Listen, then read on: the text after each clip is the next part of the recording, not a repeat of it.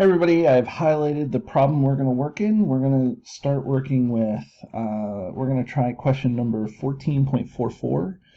And this question, 44, really what it has to do with is how time is related to concentration. And so rate laws, remember, the rate law doesn't actually have a unit of time in it. The rate law only has a rate in it. So we have to use a different form of the rate law. And if we want to relate to, let me get rid of the calculator here.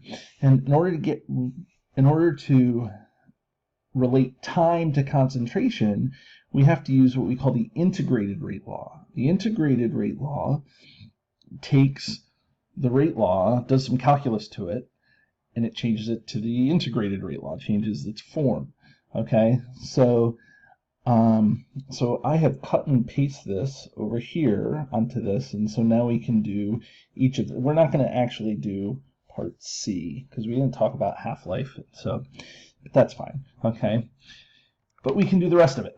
So notice here it says it's a first order reaction. Okay, so a first order reaction, that would be R equals K, and that's N2O5 raised to the first. Now, some things to keep in mind is that this is not going to relate time. Time is not here. But we do know that the order of the reaction is first, and so now we can use the first order the first order rate law in order to determine what the time is, or how many moles are going to be after a certain time. Okay. Now notice this does give us a K. K equals 6.82 times 10 to the minus 3 over seconds, okay, or per second. That's what the second to the minus 1 means, okay. And so what is the first order integrated rate law? It's ln of a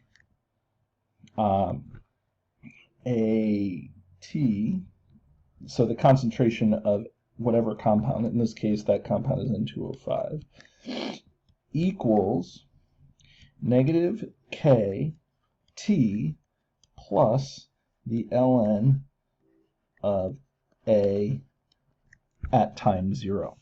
Okay, well, so now let's make it, this is the form of the integrated rate law. Okay, and this is the first order form. Okay, so let's see here. So what is it going to look like for this specific problem? It's the ln, the concentration of N2O5 at what time? 5 minutes equals negative k t plus ln of N2O5 at the initial time. Okay, so at this point, I know it seems crazy, but it's pretty much a plug and chug. We have to do one conversion though. Okay, that conversion is the conversion of minutes here, 5 minutes, to seconds. Okay, so whenever I do conversions, I like to use something called the X line, 5 minutes. So X line, minutes to seconds. For every 1 minute, we have 60 seconds. So now I can call up my calculator here, and so we get, and I'm sure you guys can do that in your head, but I'm still going to show you. So 5 times 60, so that equals 300 seconds. Okay, so this is what we're trying to find. We're trying to find the concentration, right? Isn't that what it says? Part A, how many moles of N2O5 will remain after 5 minutes. So it's the concentration of N2O5. Now instead of 5 minutes, we're going to use 300 seconds equals negative 6.82 times 10 to the minus 3. That's K, right? K times t is 300 seconds, plus, okay, and I have to get a little more room here, plus the ln of the initial concentration, and the initial concentration is, let's see, 0.025 moles, oh wait, no, okay, so it's 0.025 moles in 2 liters, so 0.2025 moles in 2 liters. I think that's right? Yeah. So 0.025 moles divided by 2 liters is going to give you the concentration ln of 0.0125. Okay, so now we do the ln of that. Okay, so this is negative 4.38, and you can see the answer right down here. Okay, and what is negative 6.82 times 10 to the negative 3 times 300, okay, plus, okay, so this is negative 2.046, okay, plus a negative 4.38,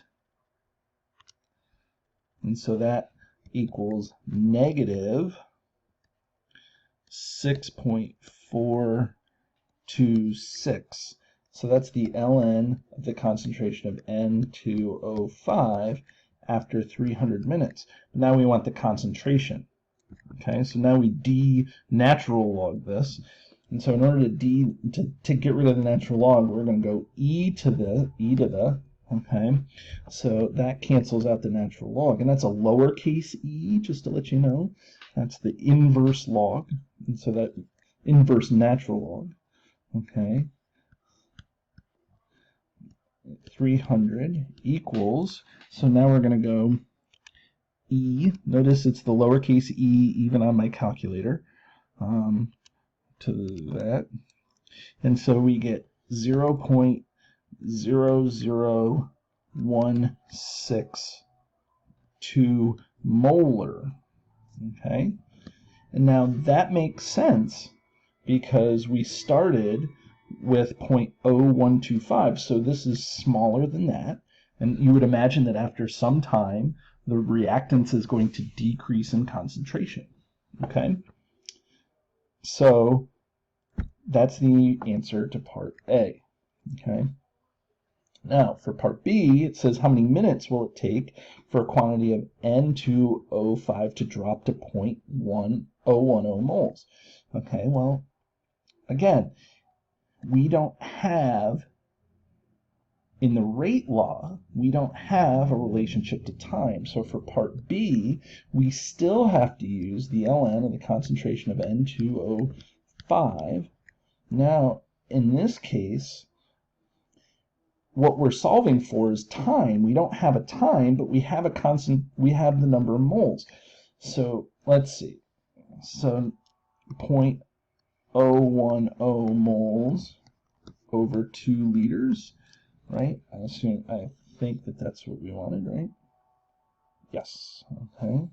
So it's 0.010 divided by 2, and so, okay, so the concentration is 0.0. Plan ahead here, Walsh. Okay, so that equals 0.005. Okay, anyways, equals negative KT plus the ln of the initial concentration, N2O5 times the initial concentration. So now we have this concentration, the ln of 0.005 equals negative K, so negative, and what was K again? I feel like 682 times 10 to the minus 3, 6.82 times 10 to the minus 3, times T, which we don't know, plus the ln of let's see, the ln of the initial concentration is 0.0125. Okay, let's put some parentheses in here. So now, this becomes I wouldn't say it's a really difficult problem, but we have to just keep in mind our orders of operations. In order to do this, or maybe not even orders of operations, but just making sure that we do things right. In order to do this, remember the ln of 0.005 is a number, so let's do ln of 0.005. So now that's equal to negative 5.298.